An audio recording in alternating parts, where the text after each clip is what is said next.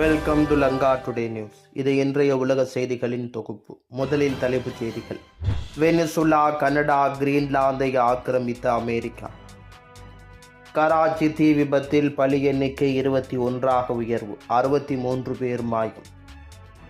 France மீது 200% வரி விதிப்பின் அமெரிக்க அதிபர் ட்ரம்ப் எச்சரிக்கை. ஆப்கானில் தற்கொலைப்படை தாக்குதலில் 7 பேர் பலி, IS அமைப்பினர் பொறுப்பேற்பு. 23 ஆண்டுகளுக்கு பின் ஈராக்கை விட்டு முழுமையாக வெளியேறியது அமெரிக்க படை. ஜெருசலமில் உள்ள ஐநா தலைமையகத்தை புல்டோசரால் இடித்து தரைமட்டமாக்கும் இஸ்ரேல். இனி விரிவான செய்திகள். ஈராக் இராணுவ தளங்களிலிருந்து அமெரிக்க படைகள் முழுமையாக வெளியேறி உள்ளதாக தெரிவிக்கப்படுகின்றது. அமெரிக்க படைகளின் வெளியேற்றம் சுமார் 23 ஆண்டுகளுக்கு பிறகு நடைபெற்றுள்ளதாகவும் சர்வதேச ஊடகங்கள் தெரிவிக்கின்றன.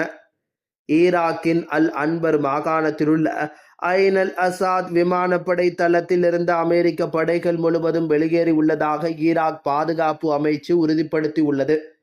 இனி அமெரிக்காவுடனான உறவானது நேரடி இராணுவ தலையீடாக இல்லாமல் இருதரப்பு பாதுகாப்பு உறவாக மட்டுமே இருக்கும் என ஈராக் மேலும் அறிவித்துள்ளது. கடந்த 2003 சதாம் ஹுசேன் ஆட்சியை வீழ்த்துவதற்காக ஈராக்கை நோக்கி அமெரிக்கா படையெடுத்து அதனையும் சாத்தியமாக்கியது. அப்போது அமெரிக்க படைகள் முகாமிட்டிருந்தது ஐன் அல் அசாத் விமானப்படை தளத்திலாகும். அங்கு சுமார் 20 ஆண்டுகளுக்கு மேலாக அமெரிக்க படையினர் இருந்து வந்ததாக தெரிவிக்கப்படுகின்றது. தற்போது ஈராக்கிலிருந்து வெளியேறியுள்ள அமெரிக்க படைகள் உபகரணங்களையும் ஈராக் படைத்தளத்திலிருந்து அகற்றிவிட்டதாக பாதுகாப்பு அமைச்சு அதிகாரிகள் தெரிவித்திருக்கின்றனர். பாகிஸ்தானின் கராச்சி நகரில் உள்ள MA ஜின்னா சாலையில் குல்பிளாசாவில் என்ற அடுக்குமாடி வணிக வளாகம் அமைந்திருக்கின்றது. இங்கு நேற்று முன்தினம் தீ விபத்து ஏற்பட்டுள்ளது. 12 மணி நேரத்திற்கு மேலாக தீ எரிந்த நிலையில் நேற்று வரை மீட்பு பணிகள் நடைபெற்றுள்ளன. தீ விபத்தில் தீயணைப்பு வீரர் உட்பட 6 பேர் உயிரிழந்ததாகவும் 20க்கும் மேற்பட்டோர் மீட்கப்பட்டு மருத்துவமனையில் அனுமதிக்கப்பட்டதாகவும் முதல் கட்ட தகவல் வெளியாகியிருந்தது. கட்டடத்தின் தரைத்தளம் மற்றும் பல அடுக்கு அமைப்புகள் மிகவும் சிக்கலான முறையில் இருந்ததால் மீட்பு குழுவினர் உள்ளே செல்வதில் பெரும் சிரமம் ஏற்பட்டுள்ளது. விசாரணையில் மின்கசிவு காரணமாக தீ விபத்து ஏற்பட்டிருக்கலாம் என சந்தேகிக்கப்படுகிறது. கடைகளில் வைக்கப்பட்டிருந்த ஆடைகள், பிளாஸ்டிக் பொருட்களால் தீ வேகமாக பரவியிருக்கிறது. தீ விபத்து குறித்து விசாரணைகள் நடத்த உத்தரவிடப்பட்டிருக்கின்றது. இந்த நிலையில் கராச்சி மால் தீ விபத்தில் பலியானோர் எண்ணிக்கை 21ஆக அதிகரித்துள்ளது. மேலும் 63 பேர் மாயமானதாக அதிகாரிகள் தெரிவித்திருக்கின்றனர். கட்டிட இடிபாடுகளில் இருந்து மேலும் பல்வேறு உடல் பாகங்கள் கிடைத்து வருவதால் பலி எண்ணிக்கை அதிகரிக்கலாம் என அஞ்சப்படுகிறது. அமெரிக்காவின் முயற்சியால் காசா இஸ்ரேல் இடையே போர் நிறுத்தம் ஏற்பட்டதாக அமெரிக்கா கூறி வருகிறது. முதல் கட்டமாக ஹமாஸ் பிணை கைதிகளை விடுவித்தது. அதற்கு பதிலாக இஸ்ரேல் தங்கள் நாட்டு சிறையில் அநியாயமாக அடைத்து வைக்கப்பட்ட அப்பாவி பலஸ்தீனர்களை விடுதலை செய்தது. 2ஆம் கட்ட பேச்சுவார்த்தை நடைபெற இருக்கிறது. இது தொடர்பாக ஆலோசனை நடத்த ஒரு குழுவை அமெரிக்க அதிபர் டொனால்ட் ட்ரம்ப் அமைத்திருக்கின்றார். ஆனால் இஸ்ரேல் காசாவில் போர் நிறுத்த பேச்சுவார்த்தைகளையும் மீறி கொடூர தாக்குதல்களையும் நடத்தி வருகிறது. இந்த நிலையில் துருக்கி, Egypt, Argentina, Indonesia, Italy, Morocco, England, Germany, Canada மற்றும் ஆஸ்திரேலியா உள்ளிட்ட சுமார் 60 நாடுகளின் தலைவர்களை இந்த அமைதி குழுவில் சேருமாறு ட்ரம்ப் அழைப்பு விடுத்துள்ளார். இந்த நிலையில் காசா அமைதி வாரியத்தில் சேருவதற்கான ட்ரம்பின் அழைப்பை பிரான்ஸ் அதிபர் மேக்ரான் நிராகரிக்க உள்ளதாக தகவல்கள் வெளியாகி இருக்கின்றது. இதனை அடுத்து அமெரிக்கா முன்மொழிந்த காசா அமைதி வாரியத்தில் இணைய பிரான்ஸ் மறுத்தால் 200% வரி விதிப்பேன் என ட்ரம்ப் மிரட்டியிருக்கின்றார். பிரான்ஸ் தயாரிப்பு மதுபானங்கள் மீது 200% வரி விதித்தால் அதிபர் மேக்ரோன் வாரியத்தில் சேர்ந்து விடுவார் என ட்ரம்ப் பேசியிருக்கின்றார். ஆப்கானிஸ்தான் தலைநகர் காபூலில் உணவகத்தில் நடத்தப்பட்ட வெடிகுண்டு தாக்குதலில் சீன நாட்டைச் சேர்ந்த ஒருவர் உட்பட 7 பேர் கொல்லப்பட்டதாக தெரிவிக்கப்படுகின்றது. காபூல் நகரத்தில் சீன நாட்டினரின் வருகை அதிகமுள்ள உணவகத்தில் கடந்த ஜனவரி 19ஆம் தேதியன்று வெடிகுண்டு தாக்குதல் நடத்தப்பட்டிருக்கின்றது. இந்த தாக்குதலில் சீன நாட்டைச் சேர்ந்த ஒருவர் உட்பட 7 பேர் கொல்லப்பட்டுள்ளனர். இந்த தாக்குதல் குறித்து ஆப்கானிஸ்தானின் தலிபான் வெளியுறவு அமைச்சகம் விசாரணை மேற்கொண்டு வருவதாக குறிப்பிட்டுள்ளது. இருப்பினும் இந்த தாக்குதலுக்கான முழுமையான காரணம் குறித்த தகவல்கள் இதுவரை வெளியாக்கப்படவில்லை. இந்த நிலையில் இந்த தாக்குதலுக்கு இஸ்லாமிக் ஸ்டேட் எனும் பயங்கரவாத அமைப்பு பொறுப்பேற்றுள்ளதாக தெரிவிக்கப்படுகின்றது. ஆப்கானிஸ்தானில் உள்ள சீனர்கள் மீது தொடர்ந்து தாக்குதல் நடத்தப்படும் என அந்த அமைப்பு மிரட்டல் விடுத்ததாக கூறப்படுகிறது.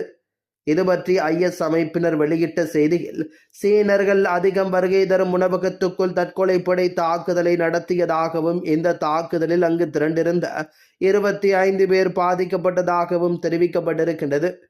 சீனாவின் உய்குர் இஸ்லாமியர்கள் மீதான அந்த நாட்டு அரசின் நடவடிக்கைகளை கண்டித்து இந்த தாக்குதல் நடத்தப்பட்டதாக கூறப்படுகின்றது.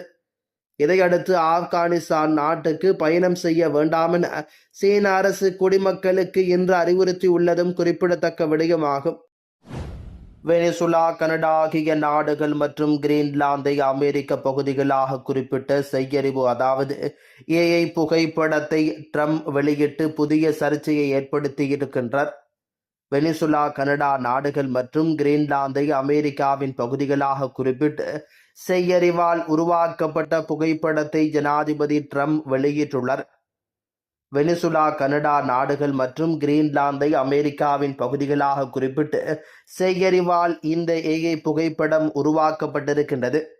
ட்ரம்ப் தனது சமூக வலைதள பக்கத்தில் வெளியிடப்பட்டுள்ள புகைப்படத்தில் அமெரிக்காவின் வெள்ளை மாளிகையில் உள்ள ஜனாதிபதி அலுவலகத்தில் ட்ரம்ப் தனது இருக்கையில் அமர்ந்திருக்கின்றார். அவர் அருகிலுள்ள வரைபடத்தில் வெனிசுலா, கனடா மற்றும் கிரீன்லாந்து அமெரிக்காவின் பகுதிகளாக குறிக்கப்பட்டிருக்கின்றன. இத்துடன் அந்த புகைப்படத்தில் பிரிட்டன் பிரதமர் கெய்ர் ஸ்டார்மர், இத்தாலி பிரதமர் ஜார்ஜியா மெலோனி, பிரான்ஸ் ஜனாதிபதி இம்மானுவேல் மேக்ரோன் உள்ளிட்ட முக்கிய உலக தலைவர்கள் ஜனாதிபதி ட்ரம்ப் பேசுவதை திகைப்புடன் கேட்பது போன்று சித்தரிக்கப்பட்டிருக்கின்றது. இறையாண்மை கொண்ட நாடுகளை அமெரிக்காவின் பகுதிகளாக குறிப்பிட்டு ஜனாதிபதி ட்ரம்ப் வெளியிட்டுள்ள புகைப்படம் பெரும் அதிர்வலைகளை உருவாக்கியிருக்கிறது. முன்னதாக கனடா நாட்டை அமெரிக்காவின் புதிய மாகாணமாக இணைக்கப் போவதாக ஜனாதிபதி ட்ரம்ப் கூறியதற்கு பலரும் கண்டனம் தெரிவித்திருந்தமை குறிப்பிடத்தக்கது. ஆக்கிரமிக்கப்பட்ட கிழக்கு ஜெருசலமில் உள்ள பலஸ்தீனிய அகதிகளுக்கான ஐக்கிய நாடுகளின் முகமையின் தலைமையகத்தை இஸ்ரேல் இடிக்க துவங்கியிருக்கிறது. காசா மக்களுக்கு மனிதாபிமான உதவி வழங்கும் குழுக்கள் மீது அந்த நாட்டு அரசு கடுமையான கட்டுப்பாடுகளை விதித்து வரும் நிலையில் இந்த நடவடிக்கை எடுக்கப்பட்டிருக்கின்றது. ஜெருசலமில் உள்ள ஐக்கிய நாடுகளின் நிவாரண முகமை தனது ஊழியர்களின் செல்போன்கள் மற்றும் கணினி போன்ற சாதனங்களை ஆக்கிரமிப்பு இஸ்ரேலிய இராணுவம் பிடுங்கிக் கொண்டதாகவும் அலுவலகத்தை விட்டு அவர்களை வெளியேற்றியதாகவும் அதிகாரப்பூர்வமாக தெரிவித்திருக்கின்றது.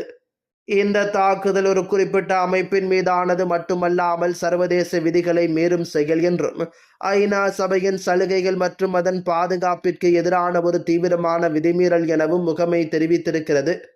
புல்டோசர்களுடன் வந்த இஸ்ரேலிய ஆக்கிரமிப்பு இராணுவ குழுவொன்று அந்த பகுதியை சுற்றியுள்ள தெருக்களை மூடிவிட்டு இராணுவ பாதுகாப்பை பலப்படுத்திய பிறகு ஐநா முகமையின் வளாகத்துக்குள் புகுந்ததாகவும் அங்குள்ள கட்டடங்களை இடிக்கத் தொடங்கியதாகவும் கூறப்படுகிறது.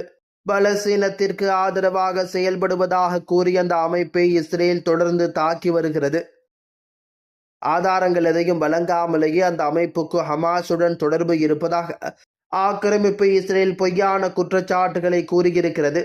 இதனை அந்த ஐநா முகமையை வன்மையாக மறுத்திருக்கிறது. இதனிடையே அந்த அமைப்பிற்கு தடை விதிக்கும் புதிய சட்டத்தை பின்பற்றிய இந்த இடிப்பு நடவடிக்கை மேற்கொள்ளப்பட்டதாக ஆக்கிரமிப்பு இஸ்ரேலிய வெளியுறவு அமைச்சகம் தெரிவித்திருக்கிறது. 2024 அக்டோபரில் ஆக்கிரமிப்பு இஸ்ரேலிய நாடாளுமன்றத்தில் நிறைவேற்றப்பட்ட சட்டத்தின்படி 2025 தொடக்கத்தில் UNRWAவின் செயல்பாடுகள் இஸ்ரேலிய நிலப்பரப்பில் தடை செய்யப்பட்டிருக்கின்றன. இஸ்ரேலின் தேசிய பாதுகாப்பு அமைச்சர் என கூறப்படும் ஈடாமர் பென்-கிவேர் தான் அந்த பணிக்குழுக்களுடன் தலைமையகத்துக்கு சென்றதாக ஒரு அறிக்கையில் தெரிவித்திருக்கின்றார். மேலும் இதனை ஒரு வரலாற்று சிறப்புமிக்க நாள் என்றும் அவர் குறிப்பிட்டிருக்கின்றார். ஆக்கிரமிப்பு இஸ்ரேலின் கொடூரமான பயங்கரவாத தாக்குதலால் பாதிக்கப்பட்டுள்ள பலஸ்தீனர்களுக்கு உலகின் பல்வேறு பகுதிகளிலிருந்து வரும் அனைத்து மனிதாபிமான உதவிகளையும் ஆக்கிரமிப்பு இஸ்ரேல் தடுத்து நிறுத்தியிருக்கிறது. இதனை தாண்டியும் உதவி செய்த 37 உதவி அமைப்புகளின் செயல்பாட்டு உரிமங்களையும் ஆக்கிரமிப்பு இஸ்ரேல் ரத்து செய்திருக்கின்றமை குறிப்பிடத்தக்கது.